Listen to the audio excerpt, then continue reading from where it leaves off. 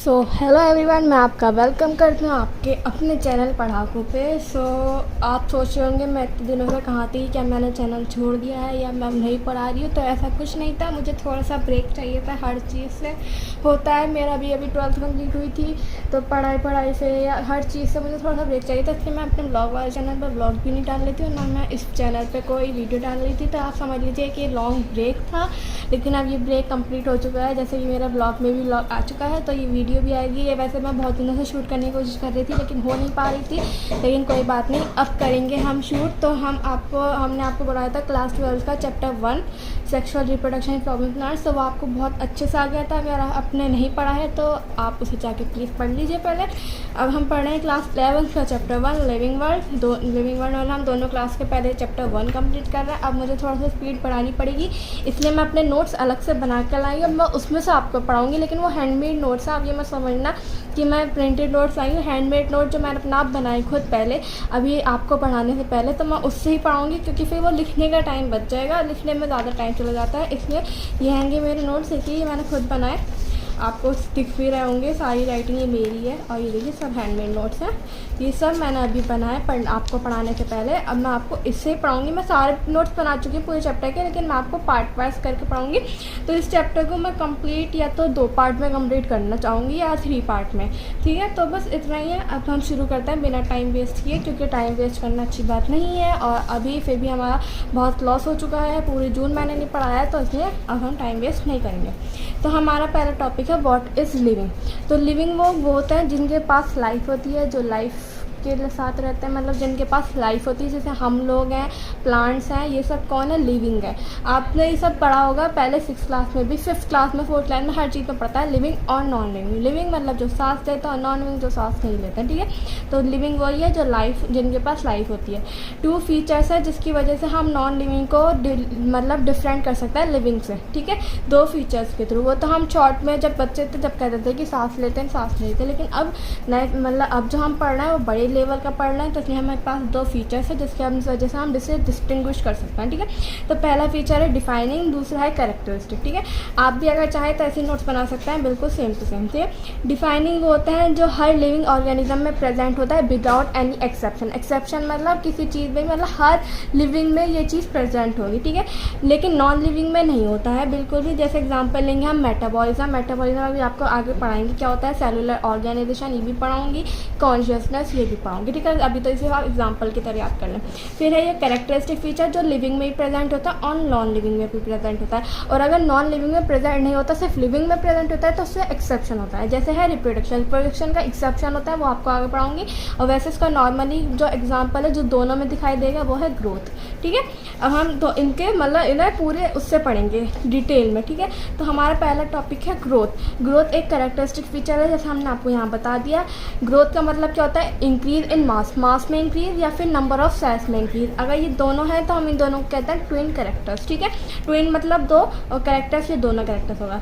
2 types की growth होती है। एक्सट्रिंसिक मतलब एक्सटर्नल ग्रोथ, बाहर से ग्रोथ ली जाती है। एक्सटर्नली बाहर से ली जाती है। जैसे हम एग्जाम्पल लेंगे स्नो इन माउंटेन्स, मतलब माउंटेन है, समर में माउंटेन छोटा रहता है, जब विंटर आती है तो माउंटेन्स पे जो है ना ऊपर स्नो लगती रहती है, तो उसकी हाइट बढ़ती रहती है। जैसे अगर इतनी मोटी लेयर स्नो की लग गई है और इतना हमारा पहाड़ था, इतनी मोटी लेयर स्नो की लग गई, तो हमारी हाइट उसकी बढ़ गई, ठीक है। ऐसे यह सैंड ड्यूज भी सेम एग्जाम्पल है। ये रिवर्सिबल ग्रोथ होती है, मतलब अगर विंटर है फिर दोबारा समर आएगी तो सारी स्नो पिघल जाएगी, फिर वो हाइट उसकी सेम हो जाएगी, ठीक है। ये नॉन लिविंग में दिखाई देती है। जैसे माउंटेन्स नॉन लिविंग है, सैंड ड्यूज नॉन लिविंग है, ठीक है। अब ये हमने बताया कि माउंटेन है, पहले इतनी हाइट थी इसकी, फिर इसके ऊपर स्नो एक्यूमुलेट हो गई तो इसकी हाइट इतनी हो गई, ठीक है। आपको सामने दिख रहा होगा साफ साफ, ठीक है। सेकेंड है हमारा इंट्रिंसिक, जिसे हम कहते हैं इंटरनल ग्रोथ। मतलब जो ग्रोथ है हमारी इंटरनली हो रही है, ये इरिवर्सिबल है, इसे हम रिवर्स नहीं कर सकते और लिविंग में दिखाई देती है। जैसे हमारी सेल, पहले हमारे सेल में सेकेंडरी वॉल थी, फिर प्राइमरी वॉल आई, फिर आगे प्लाज्मा मेम्ब्रेन, फिर सेल वॉल, ऐसे ऐसे इंक्रीज होती रहती है, लेकिन वो दोबारा ख़त्म नहीं होती, इतनी ही रहती है, ठीक है। उसकी वजह से हमारी हाइट इंक्रीज होती है, ठीक है। रिप्रोडक्शन, हम रिप्रोडक्शन पे, रिप्रोडक्शन का मतलब क्या होता है? Ability of organism to produce offspring of its own kind. मतलब एक ऑर्गेनिज्म की एबिलिटी जिसकी वजह से वो अपने ऑफस्प्रिंग मतलब चाइल्ड प्रोड्यूस कर सके जो उसी के ही काइंड के होंगे, उसी के जैसे होंगे। मतलब एक आदमी का बंदर कोई बच्चा होगा नहीं, बंदर का कोई आदमी बच्चा होगा नहीं, उसी के काइंड के होते हैं, बंदर के बच्चे और ह्यूमंस के बच्चे, ठीक है। 2 टाइप्स के होते हैं, असेक्सुअल और सेक्सुअल। असेक्सुअल मतलब आइडेंटिकल ऑफस्प्रिंग होंगे, बिल्कुल सेम टू सेम होंगे, जिसे हम कहेंगे क्लोन्स। ये इजी होता है, सिंपल होता है। सेक्सुअल में डिफरेंट ऑफस्प्रिंग होंगे वेरिएशन की वजह से। हमारे में कौन सा होता है, सेक्सुअल, हमारा डिफरेंट होता है। आप लोग अपने मम्मी पापा से बिल्कुल सेम टू सेम तो है नहीं, लेकिन जो हमारी ये होता है फंगी होता है, ईस्ट होता है, ये बिल्कुल सेम टू सेम होता है अपने पेरेंट्स से, ठीक है। ये डिफिकल्ट सेक्सुअल जो डिफिकल्ट होता है, स्लो होता है और कॉम्प्लेक्स होता है। अब हम टाइप्स ऑफ असेक्सुअल पढ़ेंगे, जिसमें है बाइनरी फिशन। बाइनरी फिशन किसमें होता है, अमीबा में, जैसे यहाँ दे रखा है अमीबा है, बाइनरी फिशन हुई, 2 में डिवाइड होगा, डॉटर सेल्स बन गई, 2 डॉटर सेल्स बन गई, ठीक है। बर्डिंग ईस्ट में होती है, पहले एक बर्ड निकलती है, फिर वो बर्ड रिमूव हो जाती है और अलग अपना बॉडी बना लेते हैं, जो बन जाता है डॉटर ईस्ट, ठीक, डॉटर सेल, ठीक है, डॉटर ईस्ट। फिर है एक हमारे अभी और है, ये पढ़ते हैं फ्रेगमेंटेशन होती है फिलामेंटस फंगाई में, फिलामेंटस एल्गी में, प्रोटोनिमा ऑफ मोसिस में। प्रोटोनिमा जो होता है हमारा गेमेटोफाइट होता है और मोसिस जो होता है हमें ब्रायोफाइट होता है। ये सब आप प्लांट किंगडम में पढ़ेंगे, मैंने आपको सेक्शन में भी दिखाया था कि हमारे जो फ्लावरिंग प्लांट्स है वो एंजियोस्पर्म है, तो एसी की तरह है, ठीक है। एक होता है हमारा ट्रू रीजनरेशन, जो होता है फ्लैट फॉर्म में, या हो सकता है प्लेन एरिया। फ्रेगमेंटेशन में क्या होता है, हमारा जो पूरी एक ये चीज़ है, हमारे ये है पूरा, ठीक है, ये है, इसका ये चीज़ अलग होगी, ये चीज़ अलग होगी, ये चीज़ हमारी नई बॉडी बना देगी, ठीक है। ट्रू रीजनरेशन में होता है उसका पैर अलग होगा तो पैर से नई बॉडी बन जाएगी, मुंह अलग हो गया तो मुंह से नई बॉडी बन जाएगी, ठीक है। ये सब आप आगे अच्छे से प्रोसेस पढ़ेंगे और आप पहले भी पढ़ के आए हैं, आपको आना चाहिए, ठीक है। यूनिसेलुलर जितने भी हमारे ऑर्गेनिज्म होता है उसमें जो ग्रोथ और रिप्रोडक्शन होती है वो म्यूचुअली इंक्लूसिव इवेंट होता है। म्यूचुअली इंक्लूसिव इवेंट का मतलब जो वो दोनों चीज़ें हमारे साथ में होती हैं। इससे हमारा है ये ग्रोथ को हमने क्या कहा था, इंक्रीज इन नंबर, ठीक है, और रिप्रोडक्शन होता है मतलब इंक्रीज हमारे डॉटर सेल बनना। तो अमीबा के जैसे ये 2 बन गए तो ये नंबर भी, सेल का नंबर भी इंक्रीज हो गया और रिप्रोडक्शन भी हो गया, तो इसलिए इसे हम कहते हैं म्यूचुअली इंक्लूसिव, या हम कह सकते हैं सिनोनियम टू ईच अदर। लेकिन मल्टी सेलुलर में ऐसा नहीं होता है, मल्टी सेलुलर में दोनों म्यूचुअली एक्सक्लूसिव होते हैं, ठीक है। ये हमारा कैरेक्टरिस्टिक फीचर है क्योंकि इसमें एक्सेप्शन है, नॉन लिविंग में नहीं, नॉन लिविंग में भी दिखता है, वैसे भी एक्सेप्शन है, जो है हमारे human sterile couple, worker bee और म्यूल, इन लोगों में रिप्रोडक्शन नहीं होता है। अब हमारा तीसरा है मेटाबॉलिज्म। मेटाबॉलिज्म हमारा डिफाइनिंग फीचर है क्योंकि किसी भी नॉन लिविंग में ये मेटाबॉलिज्म नहीं होता है। मेटाबॉलिज्म क्या होता है, sum of total of all reaction taking place inside cell.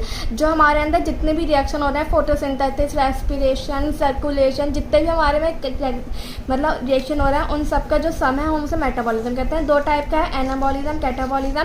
Anabolism मतलब किसी चीज़ का बनना, कैटाबॉलिज्म मतलब किसी चीज़ का टूटना, ब्रेकडाउन। एनाबॉलिज्म का एग्जांपल है फोटोसिंथेसिस और कैटाबॉलिज्म का एग्जांपल है रेस्पिरेशन, ठीक है। अब रिएक्शन कैन अकर, हमारा जो ये रिएक्शन है वो आउटसाइड बॉडी भी हो सकता है, सेल फ्री सिस्टम में, जिस हाँ उन रिएक्शन को कहता है हम लिविंग रिएक्शन, ठीक है। इसमें ना कोई एक्सेप्शन है, नॉन लिविंग में होता नहीं है, इसलिए ये हमारा डिफाइनिंग फीचर है, ठीक है। जैसे हमारा लिविंग रिएक्शन का एग्जांपल ये है, हमने एक ट्यूब ली, दिख रहा है आपको, यार इसे हटा लेते हैं, ठीक है।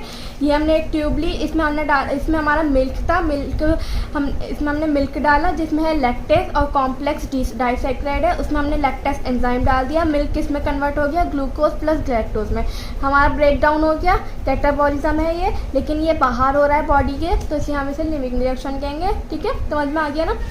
अब है हमारा कॉन्शियसनेस का मतलब, कॉन्शियसनेस एक ऑब्वियस टेक्निकली मोर कॉम्प्लेक्स है, ठीक है। और कॉन्शियसनेस क्या है वो बताते हैं, अवेयरनेस और सेंसिटिविटी ऑफ सराउंडिंग।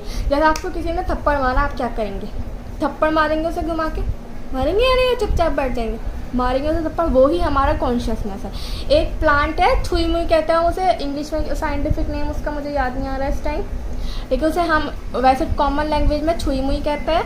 तो उसे जब हम छूते हैं तो एकदम बंद हो जाती है, तो वो उसकी क्या है, कॉन्शियसनेस, ठीक है, कॉन्शियसनेस। या एक हम सनफ्लावर का एग्जांपल लेते हैं, हम सनफ्लावर को एक बंद कमरे में उसे रख दिया, बिल्कुल अंधेरे कमरे में हमने उसे सनफ्लावर को रख दिया, और एक खिड़की से उसकी धूप आ रही है, तो आप देखना उसे वो सनफ्लावर जो है ना उसी डायरेक्शन में मुड़ जाता है, तो वो उसकी क्या है, कॉन्शियसनेस, मतलब उसे वो क्या है, अवेयरनेस है उसकी सराउंडिंग की तरफ कि धूप कहाँ आ रही है, धूप की तरफ मुड़ जाएगा। छुई मुई हम उसे छू रहे हैं तो एकदम बंद हो जाती है कि हम मुझे उसे लगता है कि हाँ मुझे किसी ने वो कुछ करा, या हम पे कोई थप्पड़ मारे, एकदम हमारे दिमाग में बहुत जगेगा कि इसने हमें थप्पड़ कैसे मारा, हम भी उसे घुमा के थप्पड़ मार देते हैं, समझ में आया। ये होती है कॉन्शियसनेस। एक लेकिन वो किसमें एनवायरमेंट सिस्टमली कौन कौन से टाइप का होता है, फिजिकल होता है, जैसे लाइट, मैंने बताया sunlight, temperature, gravity, water. Chemical होता है जैसे पॉल्यूटेंट्स और एसिड, और बायोलॉजिकल होता है। ठीक है, 3 टाइप की स्टिमुली होती हैं। एक होता है सेल्फ कॉन्शियसनेस, जिसमें होता है अवेयर ऑफ हिमसेल्फ और हरसेल्फ। ये सिर्फ ह्यूमन बींग्स में होता है। कैसे? जैसे आप मिरर में देखते हैं, आपको लगता है मेरे चेहरे पे ये पिंपल आ गया,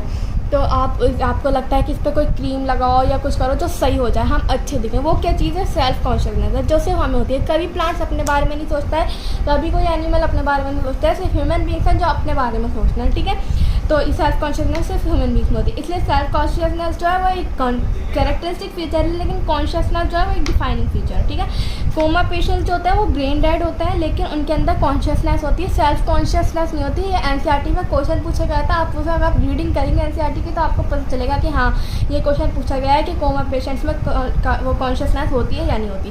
कोमा पेशेंट ब्रेन डेड होता है, मतलब उनका ब्रेन जो डेड होता है, लेकिन उस पर कॉन्शियसनेस होती है, सेल्फ कॉन्शियसनेस नहीं होती जो हमें होती है। ठीक है, इन ऑल लिविंग में होता है, इसलिए डिफाइनिंग फीचर कहेंगे। ठीक है, कॉन्शियसनेस डिफाइनिंग फीचर है, सेल्फ कॉन्शियसनेस कैरेक्टरिस्टिक फीचर है। क्यों है सेल्फ कॉन्शियसनेस कैरेक्टरिस्टिक फीचर? क्योंकि उसमें एक्सेप्शन है, मतलब सिर्फ हमें होता है, बाकी और किसी में लिविंग में नहीं होता। लेकिन कॉन्शियसनेस हर लिविंग में होता है, इसलिए वो डिफाइनिंग फीचर है। मैंने शायद पहले उल्टा बोल दिया था, पता नहीं, मैं भूल रही हूँ, लेकिन हम उसे चेक करेंगे बाद में जब हम उसे एडिट करेंगे। ठीक है, ऑनियन का साइंटिफिक नेम है इल्लम सिप्पा। ये याद करने की चीज़ नहीं है, सिर्फ नॉलेज का है। मैंगो का हाँ बहुत बार पूछा जाएगा आगे, तो इसलिए याद होना चाहिए। मैंगो का है मैंगीफेरा इंडिका। ठीक है, अब मैं देख लेती हूँ कितना बचा है और कितनी वीडियो बनी है। आई थिंक थोड़ा और पढ़ाना चाहिए मुझे, है ना? हाँ, थोड़ा सा और पढ़ा देती हूँ। ठीक है, हम अब है ये नोट्स, कुछ नोट की बातें हैं जो उसमें नीचे को लिखी हुई हैं। All phenomenon are due to underline interaction. ये सारी चीज़ें क्यों होती हैं? जो हमारी सारी चीज़ें होती हैं वो क्यों होती है? इंटरेक्शन की वजह से। जब दो लोग आपस में बातचीत करते हैं तो उनके बीच में रिलेशन बनता है, फ्रेंडशिप होती है, ऐसी चीज़ होती है। तो ये सारे फेनोमेनन किस चीज़ की वजह से है? इंटरेक्शन की वजह से। ठीक है, जो हमारी प्रॉपर्टीज़ है टिश्यू की, वो प्रेजेंट नहीं होती है किसमें? एक सेल में। क्योंकि जो हमारा ये रिजल्ट, क्योंकि जो टिश्यू है वो किस चीज़ का रिजल्ट है? इंटरेक्शन का। ठीक है, जो हमारे टिश्यूज़ की प्रॉपर्टी होगी वो एक सिंगल सेल में प्रेजेंट नहीं होगी। क्यों? क्योंकि वो एक टिश्यू जो है हमारा रिजल्ट है इंटरेक्शन का। ठीक है, जो हमारी प्रॉपर्टीज़ है सेलुलर ऑर्गेनेल्स की, वो एक molecular constituent of cell organelle में प्रेजेंट नहीं होगी, क्योंकि ये भी एक रिजल्ट है इंटरेक्शन का। ठीक है, interaction result in emergent properties. जब इंटरेक्शन होता है तो नई नई प्रॉपर्टीज़ उभर के आती हैं। ठीक है, नई नई प्रॉपर्टीज़ उभर के आती हैं। जैसे आप लगाओ मैंगो है, मैंगो जो है टेस्ट में अच्छा होता है, हेल्दी है खाने में। ठीक है, लेकिन आप उसमें मिल्क डाल देंगे, बादाम डाल देंगे, बनाना डाल देंगे तो वो वेट गेन में हेल्प करेगा। बदल गई प्रॉपर्टीज़, बदल गई, इंटरेक्शन से बदल गई प्रॉपर्टी। ठीक है, ऐसे होता है। मतलब मैंने एक एग्जांपल, बेकार से एग्जांपल दे दिया, लेकिन आपको समझाने के नहीं दिया। ऑर्गेनिज्म होता है वो सेल्फ रेप्लिकेटिंग होता है, इवॉल्विंग होता है, सेल्फ रेगुलेटिंग होता है। ठीक है, जो ऑल लिविंग ऑर्गेनिज्म है उनमें जो है ना प्रेजेंट के हों या पास्ट के हों या फ्यूचर के हों, सब में एक जेनेटिक मटेरियल प्रेजेंट होता है जो सब में सेम है, जिसे हम डीएनए कहेंगे। लेकिन अलग अलग वेरिएशन होती रहती है इसमें। जैसे किसी के आइज ब्लू हो गए, किसी के आइज ब्लैक हो गए, किसी के ब्लैक हेयर हो गए, किसी के वाइट हेयर हो जाता है, किसी के गोल्डन हेयर हो जाता है। तो बस थोड़ी सी वेरिएशन आ जाती है, लेकिन सब में सेम जेनेटिक मटेरियल प्रेजेंट है, जिसे हम क्या कहेंगे? डीएनए। अब ये कुछ क्वेश्चन हैं, ये आपको खुद आंसर देना है। ठीक है, एक क्वेश्चन है which of the following show extrinsic growth. तो आपके पास 5 सेकेंड है, कमेंट में आंसर लिख दीजिए। Which of the following show extrinsic growth. Answer है इसका non living which is snow and mountain. ठीक है, अब है growth in living organism occur by, जल्दी बताएं पॉज करके। तो इसका आंसर है डिवीजन ऑफ सेल, सेल का डिवीजन हो गए या मास में इंक्रीज हो गया। ठीक है, which one of the following aspects is an exclusive characteristic of living organisms. लिख दिया होगा आपने आंसर। इसका है increase in mass from inside on. ठीक है, आपको पॉज करके आंसर लिखना था। ठीक है, अब हम पढ़ेंगे अपने दूसरे टॉपिक की तरफ, जो है डाइवर्सिटी इन लिविंग ऑर्गेनिज्म, जिसे हम ऑल्सो क्या कह सकते हैं? बायोडाइवर्सिटी। बायो मतलब लाइफ, डाइवर्सिटी मतलब वैरायटी। मीन्स इसका मतलब क्या गया? Variety and variability of different species present on this planet. मतलब अलग अलग वैरायटी और उसकी वेरिएबिलिटी, जितने भी हमारे डिफरेंट स्पीसीज प्रेजेंट है इस पूरे प्लानट में। ठीक है, एक हमारा वो है बॉडी IUCN, जिसकी फुल फॉर्म है international union of conservation of nature and natural resources. ये बहुत इंपॉर्टेंट है, आपको याद करना है क्योंकि ये 12th में भी आएगा।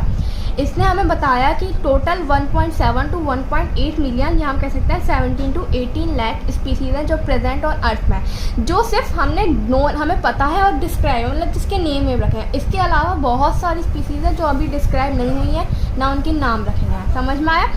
मतलब अभी सिर्फ 17 से 18 लाख ऐसी स्पीसीज़ है जिसे हम जानते हैं। इसके अलावा बहुत सारी स्पीसीज़ ऐसी हैं जिसे हम अभी नहीं जानते हैं। ठीक है, नॉमेनक्लेचर का मतलब क्या होता है, जिसमें हम ऑर्गेनिज्म का नेमिंग करते हैं, मतलब साइंटिफिक नेम करते हैं। साइंटिफिक नेम मतलब 3 तरीके के होते हैं, लोकल या वर्निकुलर, जो हम फाउंड इन लोकल रीजन में होता है। ठीक है, फिर होता है एक इंग्लिश नेम, और तीसरा होता है साइंटिफिक नेम, जो हर कोई जानता है। साइंटिफिक नेम बहुत इंपॉर्टेंट है, यही हमें इस चैप्टर में पढ़ना है, और यही ऐसे वो नेम है कि आप कहीं भी जाके उसे बोलेंगे ना तो सब पहचान जाएगी आप किसकी बारे में बात कर रहे हैं। ठीक है, बोटेनिकल नेम कौन रखता है?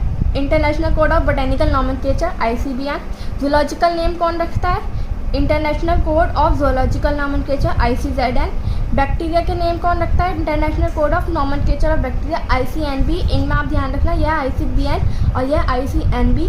NB मतलब बैक्टीरिया और BN मतलब बोटेनिकल। ठीक है, और हमारा है कल्टिवेटेड प्लांट्स के नेम कौन रखता है? International code of nomenclature for cultivated plants ICNCP। Virus के नेम कौन रखता है? International code of virus classification और नॉमेनक्लेचर ICVCN।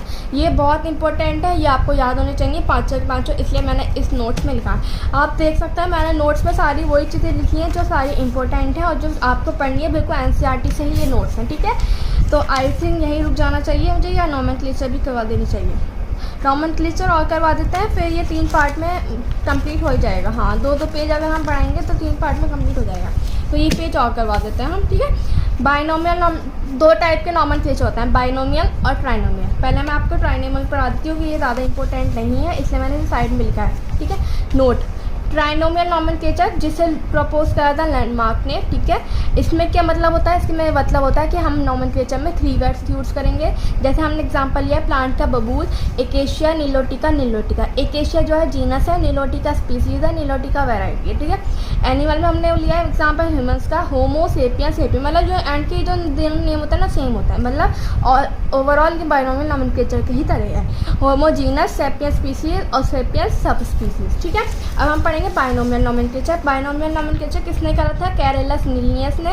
ये सबसे एक्सेप्टेड वन है, इसमें 2 वर्ड्स यूज होते हैं। कैरेलस लिनियस ने 3 बुक्स लिखी थी, एक सिस्टमा नेचुरा 1735 में एनिमल्स के लिए, जिसका 10th एडिशन 1758 को बनाया गया था, जो सबसे ज़्यादा यूज होता है। स्पीसीज प्लांटिरम 1753 में लिखी थी प्लांट्स के लिए।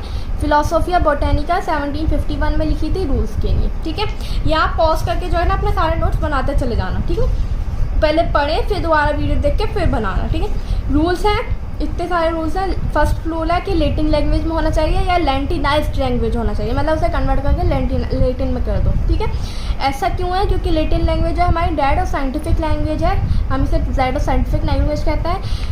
किसी भी कंट्री के लैंग्वेज नहीं है। अगर हम किसी कंट्री के लैंग्वेज यूज़ करने लगेंगे तो सॉरी ये हिल गया, हम किसी कंट्री की लैंग्वेज यूज़ करने लगेंगे तो फिर लड़ाई होने लगेंगी, हमारी कंट्री की लैंग्वेज यूज़ करो, हमारी कंट्री की लैंग्वेज यूज़ करो, हमारी कंट्री की लैंग्वेज यूज़ करो। इसलिए हम लैटिन लैंग्वेज यूज़ करते हैं क्योंकि ये किसी कंट्री की लैंग्वेज नहीं है। इसमें जो 1 वर्ड होता है ना उसका एक ही मीनिंग होता है। जैसे यहाँ पे हम 1 वर्ड यूज़ करते हैं उसके 2 मीनिंग या 3 मीनिंग बन ही जाते हैं, लेकिन इसमें 1 वर्ड का एक ही मीनिंग होगा।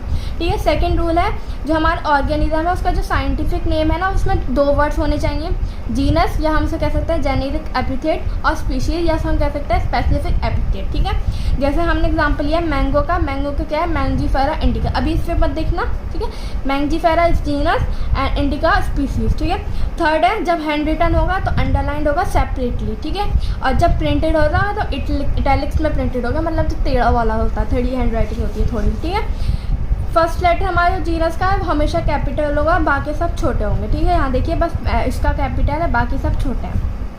जो ऑथर नेम है हमारा वो स्पीशीज़ के बाहर लिखा जाएगा। जैसे मैंगनीफेरा इंडिका लिनियस ने बताया था, तो लिनियस हमने शॉर्ट फॉर्म में एब्रीवेटेड फॉर्म में स्पीशीज़ के बाद लिखा। एब्रीवेटेड या शॉर्ट फॉर्म में होगा, अंडरलाइन नहीं होगा, इटैलिक्स में नहीं होगा, रोमन लैंग्वेज में होगा। ठीक है, ये मतलब सबसे अलग होगा जब हमें पता चलेगा ये ऑथर नेम है। ऑथर नेम के साथ हम बाइनोमियल नॉमेनक्लेचर को कहते हैं बाइनोमियल एपिथेट, ठीक है। 6th है प्रिंसिपल ऑफ प्रायोरिटी, मतलब जो फर्स्ट नेम होगा, ये सबसे इंपॉर्टेंट रूल है, जो हमारा फर्स्ट नेम है जो किसी ने भी डिफाइन करा था वो वैलिड नेम होगा। अदर नेम अगर कोई डिफाइन करता है तो हम उसे सिनोनिम्स कहते हैं। जैसे हमारा टोमेटो का जो फर्स्ट नेम है वो है लाइकोपर्सिकम स्कूलेंटम, जो वैलिड है। अदर नेम है सोलेनम लाइकोपर्सिकम, जो सिनोनियम है, ठीक है। बस आज के यहाँ इतना ही छोड़ते हैं, आई थिंक बहुत है। 3 पार्ट में इस चैप्टर को हम कंप्लीट कर देंगे। सबसे इजी चैप्टर है, सबसे स्कोरिंग चैप्टर है, आप अच्छे मार्क्स ला सकते हैं इस चैप्टर से। और आई होप आपको समझ में आया होगा।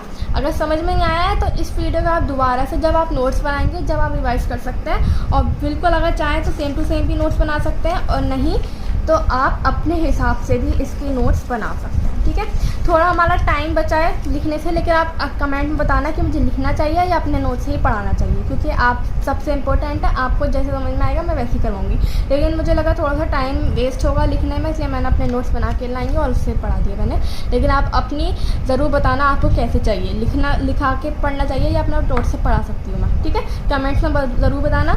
तो आज की वीडियो इतना ही, आई होप थोड़ी सी लंबी, आई थिंक थोड़ी सी लंबी हो चुकी है, देखते हैं। नहीं, ज़्यादा लंबी नहीं हुई है, लेकिन लिविंग गार्ड हाँ छोटा चैप्टर है तो कम ही वीडियो बननी चाहिए, कम ही शॉर्ट उसकी वीडियो की लेंथ भी होनी चाहिए। तो मिलती हूँ मैं आपको नेक्स्ट वीडियो में। इस वीडियो को ज़रूर लाइक करना, अब से मैं रेगुलर आऊँगी, ठीक है। Thank you so much, bye bye.